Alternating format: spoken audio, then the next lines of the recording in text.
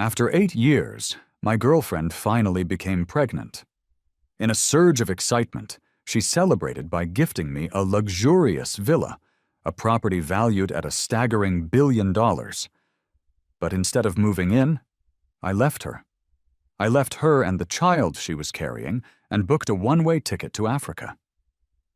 You see, I had lived this life before. In a past that felt as real as the present, I had quit my job to take care of that child. I had poured my entire existence into them, sacrificing every dream and ambition I ever had. It was only when I was bedridden and dying that I found them. 999 love letters she had written, not to me, but to the man she considered her true love. In my eyes, she had always been the moonlight, a pure and beautiful presence I wanted to shield from all the mundane troubles of the world. I thought others could handle the chores, manage the household, and be filial to her parents. Her only job was to be happy. What a fool I was. I came to realize she had transferred every single one of her assets into her true love's name. Even the child I had devoted my life to raising always called that other man Dad. As I lay on my deathbed, I couldn't even afford the medical care that might have saved me. I faded away surrounded by their cold, indifferent stares. This time, in this life, I just want to be happy. I refuse to waste my existence on someone so utterly unworthy of it. When my boss heard I was resigning to go to Africa, he frowned with genuine concern. "Your girlfriend is pregnant," he said, his voice gentle. "You're not kids anymore? Are you really going to just leave them behind?" I could only nod. I knew that baby would be healthy, and smart, too, with a striking resemblance to his mother. I also knew that by the age of 6, he would be able to say in perfect English, "I hate Dad. He's a lazy, dumb pig, and I don't want to be anything like him." My boss sighed, a sound of defeat, and stopped trying to change my mind. After I signed the release form, my phone rang. It was Isabel. "I told my parents about the pregnancy," she announced, her tone leaving no room for discussion. "They're worried you won't be able to care for me properly, so they're moving in with us. They're getting old, and their health isn't the best. I've already quit your job for you. From now on, I'll be the one earning a living. You just need to take care of the child and be a good son-in-law to my parents. Isn't it wonderful? We can all bask in family bliss." Before I could voice a single objection, she hung up. I stared at the family photo on my phone's wallpaper, her parents, all smiling brightly. A bitter chuckle escaped my lips. Yes, they were a real family, bound by blood. I, on the other hand, was always the outsider. People envied me. They saw Isabel, wealthy, talented, and fiercely loyal, and thought I had won the lottery. But they never knew that her loyalty was reserved for a man named Julian. She had never loved me. She just saw me as a diligent, reliable housekeeper. After our son was born in that other life, she never let me touch her again, always claiming she was too busy with work. All the while, I managed the endless chores and silently endured the mockery of her parents. I had worked myself into sickness in our so-called marriage. But now, in this life, my back doesn't ache from constant labor, and my mind isn't clouded by the depression born from her neglect. I am healthy, I am young, and I have the chance to choose my own path. I immediately swapped out the wallpaper on my phone and sent out an application to Doctors Without Borders. It didn't take long. I was approved, with a departure date set for 5 days' time. I hailed a cab to go home and pack my things. When I walked through the door, I found Isabel there, a rare sight after months of her working late. She was actually in the kitchen, wearing an apron and stirring a pot of porridge. A vase of yellow roses sat on the counter, which was strange because she had always claimed to dislike flowers. My surprise was short-lived. "Where have you been?" she complained without looking up. "The house is a complete mess, and we have a guest coming soon. How are we supposed to entertain anyone in a place like this? Isabel was a notorious neat freak who hated any kind of disturbance, which is why I was always the one to clean the massive house by myself. I kept the floors scrubbed spotless and ensured our meals were balanced and nutritious. In 8 years together, this was the first time she had ever cooked, and it was for Julian's visit. I didn't apologize, as I would have in the past. I didn't scramble to please her. "I'm not feeling well," I said plainly. "I'm not cleaning today." Isabel's eyes flickered down to my legs, and she looked momentarily stunned. "Oh, I forgot about your accident last month, when you were saving me. You should rest." Then, as if correcting herself, she added, "But Mom said you should try to stay active. It will help you heal faster and you won't fall behind on your chores." I just nodded, not bothering to argue. The doorbell rang, cutting her off. She quickly slipped out of the apron, her eagerness to answer the door palpable. She didn't even notice when she bumped hard against my injured leg on her way out. As the sharp pain in my leg began to ease, I saw Julian walk in. He was dressed impeccably, his expensive shoes clicking sharply on the polished floor. He grinned at me. "Ethan, it's been a while. You've aged a lot. Remember, a guy has to take care of himself. You don't want to be a smoky mess." He pinched his nose in a joking gesture, and then took his usual seat at the dining table. It was a routine for him. My eyes were drawn to his designer suit and the fancy watch on his wrist, and a familiar pang of bitterness stirred within me. I remembered Isabel's shopping records, the meticulous care with which she had selected each of those items for Julian. She had pampered him well. He handed me a half-used tube of expensive hand cream. Isabel often says a man's hands are his second face and need to be cared for. She gave me plenty of these. "Here, take this one." Before I could even respond, Isabel snatched it from his hand and put it back in his bag without so much as a glance in my direction. "He doesn't need it," she said flatly. Her indifference, paired with the sight of my own haggard reflection in the window, left me speechless. I had once cared about my appearance, but Isabel claimed men's cologne made her sick. The sound of dress shoes gave her headaches, and watches were too cumbersome. Only Julian deserved nice things that fit his sunny, charming personality. Someone like me was better suited for household chores. Julian admired the lily porridge Isabel had made, fondly recalling their college days when she would make it just for him.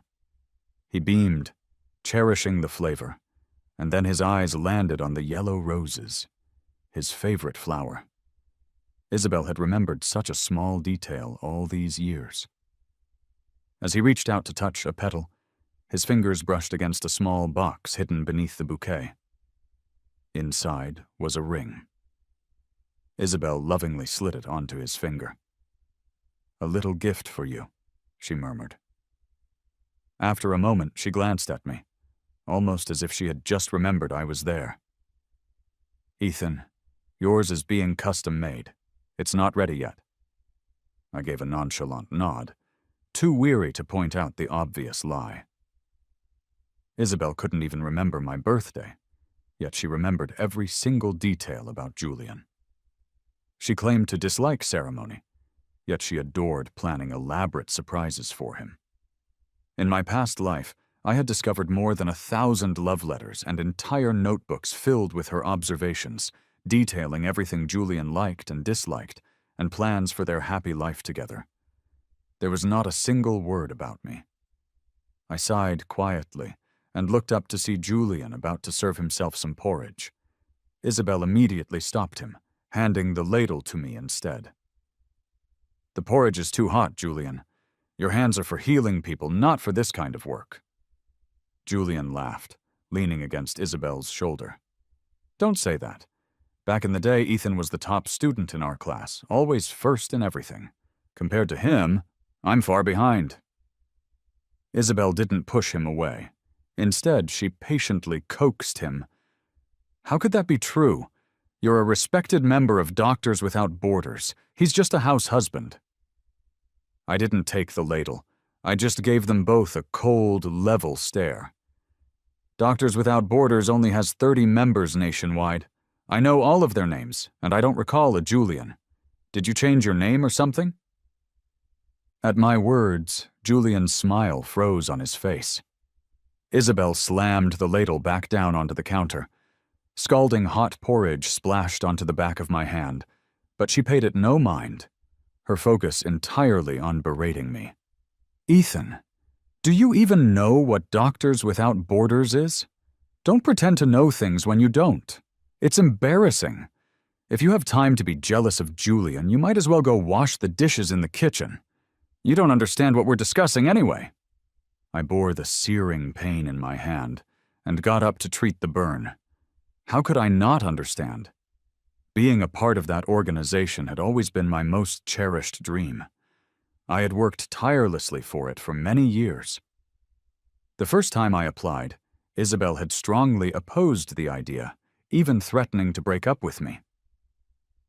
Ethan, she had said back then, her voice soft and pleading, I can give you everything you want. A happy family, a good life. Can you really just leave me behind and go? Growing up with very little love, I hesitated. In the end, I chose what I thought was love over my dreams. Looking back now, I realize that what she gave me was never happiness or beauty, but a shackle I couldn't shake off. She used a facade of love to trap me in a cage, standing on my broken spirit to lift her own dreams, and Julian's, into the sky. I didn't want to listen to another moment of her scolding, so I went straight to my room. Isabel didn't try to calm me down. She just continued chatting with Julian, likely expecting me to cool off and come back to make peace, just as I always did. While I was packing my luggage, I accidentally overheard their conversation from the living room. Julian's voice was laced with jealousy. You're really nice to someone you like. You just gave away this luxurious villa. No wonder you broke up with me back then. You must have found true love.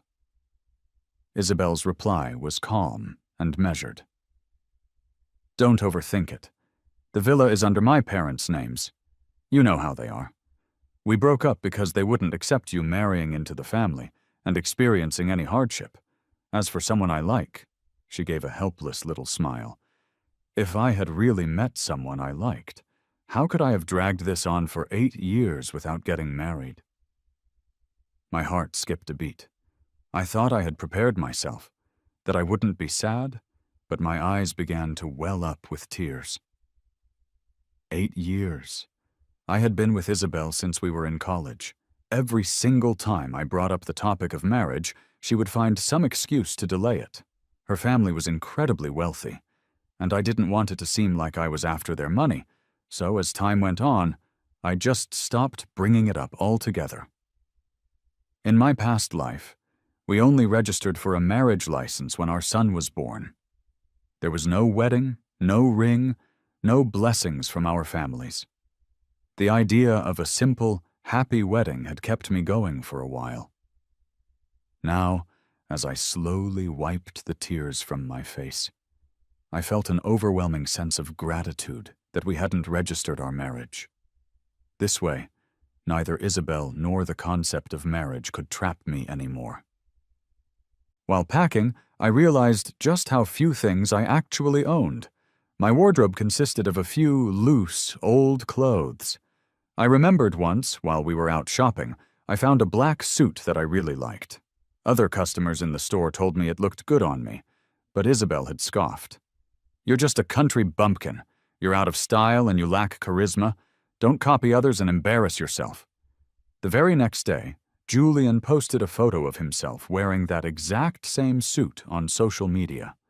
I did have some expensive watches and pieces of jewelry, but I knew they were all registered under Isabel's father's name, so I couldn't take them with me.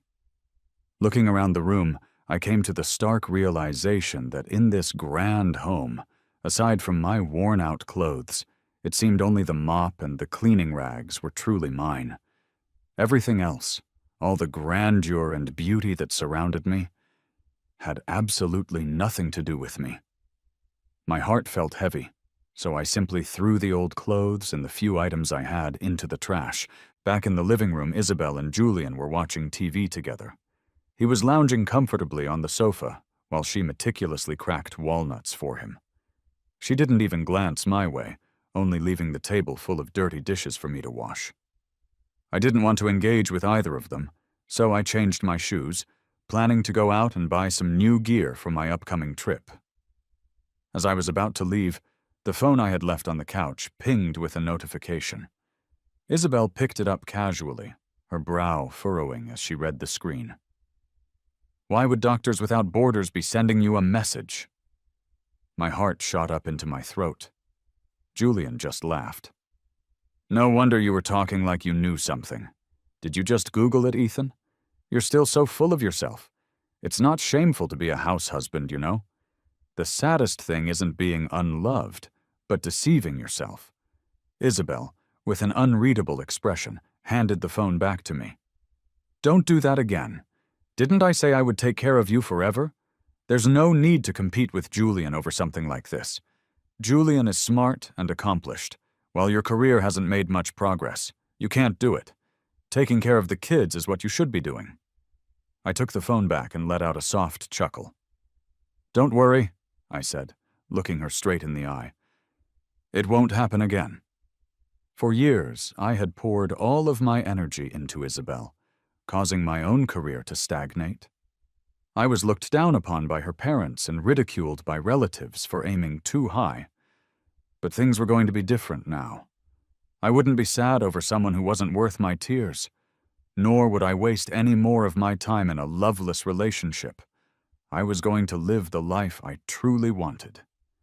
I stuffed my phone back into my pocket and took a ride to the mall, where I began to splurge. It was as if I was trying to let out a lifetime of pent-up frustration. I kept shopping until the evening, returning home loaded with bags. The dishes were still unwashed on the table. Isabel, as usual, was employing the silent treatment to try and make me bend to her will. She hadn't come home. I didn't care at all. After putting away my new things, I just lay on my bed, scrolling through my phone. Julian had posted a new story on his social media, his location tagged at a 5-star hotel. His neck was covered in hickeys, and beside the bed were countless luxury shopping bags stacked high. Wrapped around his waist were Isabel's long, slender fingers. A picture that once would have kept me up all night, sick with jealousy and heartbreak, couldn't stir a single emotion in me anymore. On the 4th day, Isabel finally came home. She handed me a prenuptial agreement. You've always wanted to get married, haven't you? Sign this, and we'll go register our marriage. I'm pregnant, so a wedding isn't convenient right now. We can do that later. How could there possibly be a later for us? I tore the harsh, one-sided agreement into pieces, saying calmly, Don't bother. I never planned to marry you. Isabel was stunned, her frown deepening. She was about to say something when Julian walked in. Shopping for so long wore me out, he complained. Ethan, get me a glass of water. I ignored him. Julian, looking displeased, got up to get it himself. But when he turned around, I saw he was using the small ceramic cup I kept hidden in the bottom cabinet. This cup was a gift, handmade by a child I had helped years ago, and it held immense sentimental value. I had always kept it carefully put away, never even using it myself. That's my cup. Who said you could use it? I hurried over to take it back from him. With a smirk, Julian deliberately let the cup slip from his fingers, and it shattered on the floor. Then he started yelling. Ethan, what's wrong with you?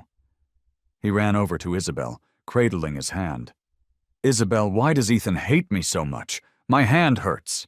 How am I supposed to perform surgeries in the future? Upon hearing this, Isabel's eyes widened in alarm. She carefully checked Julian's hand, then glared at me fiercely. Ethan, do you know how important a doctor's hands are? How could you do such a cruel and vicious thing? I hadn't even touched him. He just took my things without asking. I protested. Enough, she screamed. You eat my food, you use my things. Everything here belongs to me. It's just a broken cup, and I'd be happy to give everything in this house to him. Aren't you just jealous that Julian is better than you? I'm going to kill that thought for you today. She grabbed my hand, the one that had been splashed with porridge just days before, and plunged it into a pot of water that had just finished boiling on the stove. The agony made me scream, but she didn't seem to care. Her attention was solely on Julian's hand, which had a barely visible red mark. She blew on it gently, then helped him toward the door. It's all right, Julian. Don't be scared. I'll take you to the hospital. I won't let anything happen to you. The door slammed shut behind them. I collapsed to the ground, my hand blistered and numb from the overwhelming pain. After administering some crude first aid to myself, I shakily cleaned up the broken ceramic pieces from the floor, my tears falling silently onto the tiles. 8 years of love. 8 years of dedication. Even if you don't love me, how could you be so utterly ruthless? With tears still clouding my vision, I carefully placed the shattered pieces of the ceramic cup into my bag. The next day, Julian sent me a message. Ethan, thank you. Because of the commotion you caused, Isabel transferred all her assets to me. So what if you're her future husband? You won't get a single penny of her money or an ounce of her love. I didn't reply. I went to the hospital and picked up Isabel's prenatal test results. Sure enough, the child wasn't mine. The truly funny thing was, Isabel didn't even know I was aware of it. I printed out the asset transfer agreement Julian had so proudly sent me, along with the paternity test results, and left them on the living room table. I sent a single text message to Isabel to break up with her. Then I took a cab to the airport. On the way, both Isabel and her mother messaged me. Isabel's read, I was just mad yesterday. Don't take it to heart. It's okay if you don't sign the prenup. Just apologize to Julian, and I'll agree to get married. Her mother's was more direct. Did you fight with Isabel? She's pregnant with your child, remember? For someone of your background, being with her is a blessing. You should watch your attitude. I chuckled. Isabel's mother had been wary of me taking their money for years. If she ever found out that Isabel had already transferred all of their assets to Julian, I couldn't imagine how she would react. But that was no longer my business. I blocked both of their numbers and walked into the airport without a single backward glance. Hours passed, and Isabel hadn't heard anything from Ethan. In their 8 years together, this was a first. She casually flipped through their chat history and noticed that almost every single message had been initiated by him. She only ever replied when she needed something from him. Something felt wrong. Marriage was such an important matter. Ethan wouldn't have no reaction at all. She sent another message. Does your hand still hurt? Don't be mad. Can't I just apologize? The response she received was a glaring red exclamation mark. Isabel's eyes widened in disbelief. Ever since they had started dating, she was the only one who ever gave Ethan the silent treatment. She had never experienced being blocked or ignored. After hesitating for a moment, she decided to drive home to see him. Isabel, my hand hurts so much. Can't you stay with me a bit longer? Julian whined. Ethan's injury is worse. I got carried away yesterday. After all, he's my future husband. If something happened, how would I explain it to my family? This was the first time Isabel had ever refused Julian. She hurried home, finding the house empty and the pile of dirty dishes still on the table. A wave of annoyance washed over her. Ethan, stop throwing a tantrum, okay? You have no money and no job. Where could you possibly go? The large living room was eerily silent, with no response. Isabel felt her heart sinking, a sense of loss beginning to creep in when the front door opened. She immediately turned to look. Ethan, you almost scared me to death. Don't mess around like that again, she said, stopping herself from launching into a tirade. But it wasn't Ethan. It was her parents. Her mother plopped down on the sofa, immediately complaining about the mess in the house. "Ethan's behavior is getting worse and worse," she said with disdain. "Don't think that just because you're pregnant, you can control us. I never liked his humble background. Once the kid is born, he should be the one to take care of it. He can't just loaf around at home all day." "Mom, don't say that." Isabel's mother had often made cutting remarks like this before, but Isabel had always felt like the words didn't hurt her directly. She had never realized how truly hurtful they were until now. Her mother didn't argue back. Her eyes were locked on a document lying on the coffee table. "Property transfer agreement. Didn't I tell you to keep the money secure? Ethan is trustworthy, but you shouldn't spoil him." As she opened the document, her expression of displeasure twisted into one of pure rage. She threw the papers directly at Isabel's face.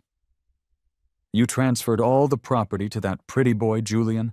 Are you crazy? What's so great about him that you can't forget him after all these years?" Isabel's face went white. "How did this document get here?"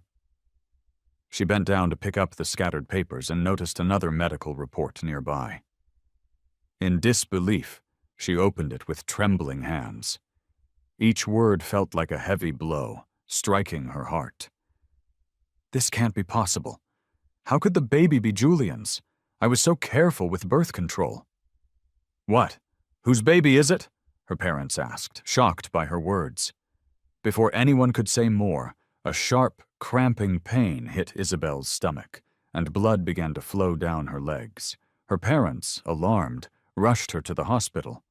When they learned the baby hadn't survived, they cried helplessly. "Isabel, what were you thinking? Over a pretty boy, you lost the baby, the man ran off, and most of the money is gone. How could you be so foolish?" Her mother screamed, hitting and scolding her. But Isabel didn't react. Despite not having recovered, she was determined to go home. Desperately, she searched every corner of the house for any sign of Ethan, but he was nowhere to be found. She sank to the floor, bewildered. He had left. He hadn't taken a single thing with him. He was truly, deeply upset. Her mother's words echoed in her mind like a curse. No matter how bad Ethan was, he was 100 times better than Julian. At least he really loved you. Isabel knew Ethan's sincerity, and because she knew it so well, she felt she had nothing to fear. For years, she had grown accustomed to his sacrifices. She never once thought he would actually leave her, nor did she have any idea how to bring him back. Tears began to fall from her eyes. Isabel finally realized that Ethan wasn't coming back. The thought terrified her. She got up frantically, calling everyone she knew, desperately searching for him. After an endless journey, I finally arrived at my destination. The conditions here were rough, and I was exhausted after a 4 or 5 hour bus ride that followed the long flight. But seeing the cheerful faces of my new colleagues and leaders wiped away all my fatigue. "Ethan, it's an honor to finally meet you," the leader said, shaking my hand warmly. "We've heard about your achievements for years. I always wanted to meet you and regretted that we lost track of you. I'm thrilled to be able to work with you now." I shook her hand, listening as she told me about the place. As she spoke, a pang of regret welled up inside me. If I hadn't made that foolish mistake 8 years ago, I could have helped so many people by now.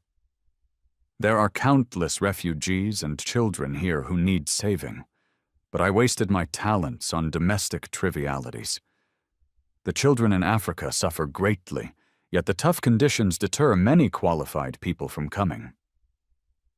With your skills, you could be anywhere in the world. Why did you choose to come here? She asked. I gazed into the distance, my mind drifting back to past lives. In another life, after that child was born, I had given him everything. I taught him how to read, how to write, how to be a good person. Yet after all my efforts, when I lay on my deathbed, he looked at me with cold, empty eyes and said, Someone as useless as you has no right to be my dad. It'll only be better for Mom if you die. I don't know if their lives got better after I was gone. I only know that an ungrateful child like that was not worthy of being my son, and someone like Isabel, who manipulates emotions for her own gain, doesn't deserve a happy family. Taking a deep breath, I looked up. Because I want to see the world, I said. And because disadvantaged kids deserve a bright future too. The leader smiled, her expression full of approval. I knew there was more to you. A lot of folks said you chased after wealth, leaving your career behind to marry into a rich family. But I never believed that someone as capable as you would just throw away years of hard work. Exactly. Why would I give up so easily? After leaving my career, I regretted it deeply. Every time I saw my old awards and certificates, I couldn't help but cry. Isabel's mother would ridicule me relentlessly. What do you have to cry about? Marrying into our family is a blessing. You'd never earn this much as a doctor, and Isabel treats you well. She's busy, but she's faithful. What more could you possibly want? She would mock me for not appreciating my luck, saying my son wasn't close to me because I was greedy and despicable. Back then, I naively believed in Isabel's love. Under the constant pressure from her and those around us, I lost myself completely, sacrificing everything without expecting anything in return. It's only at the very end that you realize how absurd and laughable your life has been. After a moment of quiet reflection, I tossed all those painful memories into the past. I gave my new life everything I had and dove headfirst into my work. My hand hadn't quite healed yet, but I used my medical skills to help one child after another who was suffering from malaria. Here, I was lucky enough to witness the great animal migration. This vast, open land cannot cultivate narrow, selfish love. I had finally found the meaning of my life here. Just as things were starting to fall into place, an uninvited guest showed up. Goodbye, Isabel. Neither of us is the same person we were before. The African sun had tanned my skin quite a bit, but it had also revitalized me. I was no longer the tired shadow of a man I had once been. But Isabel, she looked worn out. Her shirt was wrinkled, and her scarf and coat didn't match at all. She frowned as she took in my humble living space, unable to hide her disdain. Ethan, you leave, and this is where you end up? Are you trying to make me feel sorry for you? Whatever. Let's talk when we get back home. You shouldn't be in a place like this. She tried to grab my hand, only to graze the recently healed wound.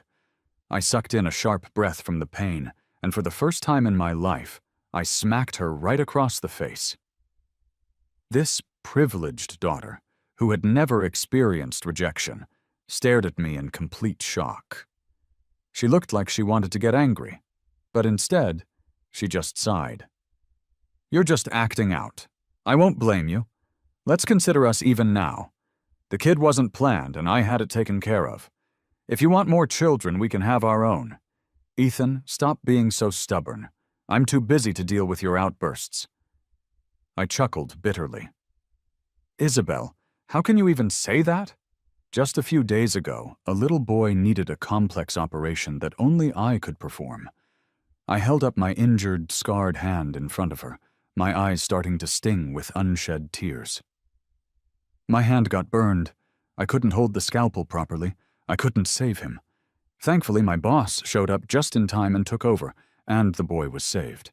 But if it had been just a moment longer, that boy's life would have been snuffed out. Isabel, this is your doing. Your child matters, but other children don't? When you were destroying my hand over Julian, did it ever once occur to you that I am someone's son, too? Or that these hands have the potential to save countless children and their families? Isabel couldn't answer. She grew up never wanting for anything, born with a silver spoon in her mouth. She couldn't possibly comprehend the struggles of an average person. She was so self-serving that she had wrecked my life for her own selfish gains, and now she was shameless enough to ask for my forgiveness. Her shoulders shook as she stammered, unable to get a single word out. She finally lowered her head.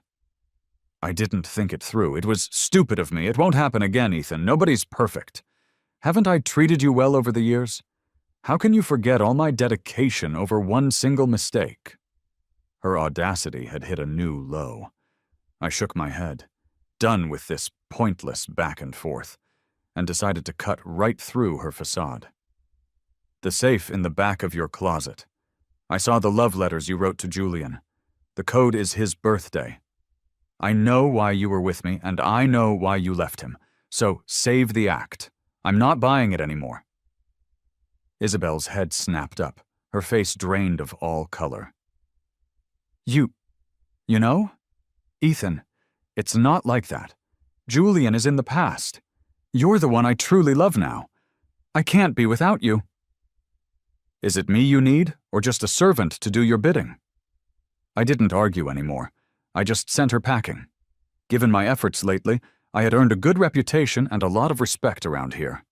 When the local kids saw the commotion, they came around. Some of them threw small rocks at Isabel, while others chased her with sticks. Scared stiff, Isabel ran away, leaving behind a shouted promise. Ethan, I'll prove myself to you. But Isabel never did prove anything. Instead, her mother called me. Ethan, we heard about what happened. Isabel is young and foolish. We've set her straight. She transferred the property to Julian, but we're working with our lawyers to get it all back. He's a bad influence, has never held a proper job, and God knows the damage he's done. I would never let him near my family. I hung up and blocked the number. Funnily enough, this was the nicest Isabel's mother had ever been to me. In the past, even when our son was born, she didn't spare me any decency, just mocked me until I fell into a deep depression. Isabel never cared enough to intervene. She was always off somewhere with Julian. This time I refused to give up my life for their peace. I wanted nothing involving Julian or Isabel in my life ever again. But I had underestimated Isabel's persistence.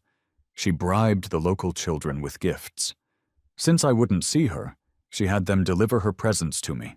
Rings, flowers, fine clothes, all the things I used to dream of getting from her. But now, I didn't need any of it. I wasn't that desperate kid anymore. I have my own career, my own dreams, and my own world. In my field, I make a difference, and I shine. These pricey things ended up on the local poor women and children. I didn't keep a single one for myself. I never expected it, but even then, Isabel refused to give up. She endured the harsh environment and stayed. After struggling for half a month, she finally fell ill. Ethan, the patient is in bad shape but is refusing treatment. You need to go check on her. I couldn't say no to a direct request from my superior, so I grabbed my medicine box and went over. Isabel looked terrible. She was noticeably thinner, with dark circles under her eyes. Her fever was making her woozy, and I couldn't make out what she was saying. But when she saw it was me, she broke into tears. She grabbed my shirt and wouldn't let go. Ethan, is that you? Is it really you? I had such a terrible dream. I dreamed that we got married, but I couldn't forget Julian. I kept hurting you for him. I even watched you die when you were very sick because I wouldn't spend the money to save you. I dreamed our child was born, a bright and talented boy, but he didn't treat you well. He only liked Julian. She mumbled for a while, and then her eyes widened as she looked at me with sudden clarity. I was wrong, Ethan. I truly know I was wrong. These weren't just dreams, were they? This really happened in the past life, didn't it? After you died, my life with Julian was a mess, and even our son drifted away from us. No wonder you never forgave me. I did so many terrible things. Ethan, I know I was wrong. Can we please start over in this life? Did she change after the baby was born? No. Her intentions were never pure from the start. The so-called love was a big lie from beginning to end. Whether it was for 8 years or an entire lifetime, deceitful love is all the same. Those who betray sincerity and toy with love are never worth forgiving. I said nothing and calmly gave Isabel a shot to reduce her fever. I've contacted your parents to arrange for them to bring you back home. In your current condition, it's tough to survive here. Since you now know what happened, you should understand that there can never be anything between us again. Isabel, thank you for not agreeing to marry me back then, and for letting me leave you to live a new life. After fulfilling my duty as a doctor, I left the ward, despite Isabel's desperate pleas. Her cries turned from sobs to wails, from sadness to deep regret. The people around us started whispering, but my boss simply patted my shoulder. Ethan, saying goodbye to the past means walking towards a new life. You did well. The day Isabel returned home, her mother cried her eyes out over the phone. She said that after I left, everything became chaotic. No one knew Isabel as well as I did, and no one was as devoted to her. Julian only cared about spending her money and throwing tantrums, while Isabel had no life skills. Their life together was a complete mess, devoid of the passion they once had. You have no idea how outrageous that pretty boy Julian is, she lamented. Isabel has really realized her mistake and wanted to live a good life with you. That's why she put everything down and came to find you. Who knew she'd end up like this? Ethan, we don't blame you. We were the ones who were blind. We didn't deserve someone as good as you. If you ever want to come back, our door is always open for you. I declined her mother's gesture of goodwill. Even though Isabel had pleaded with her life on the line, I didn't give her any chance to make amends. My future is bright now, and there is no reason to waste my time on those who are unworthy. Not long after, a friend from back home told me that Julian had lost a lawsuit and ended up fighting bitterly with Isabel in court. The passionate, reckless love they once shared had ended in bitterness and recrimination. I stayed silent for a long time, looking at the rising sun in the distance. The grudges of the past have long since faded away. I am ready to embrace a new day, alone.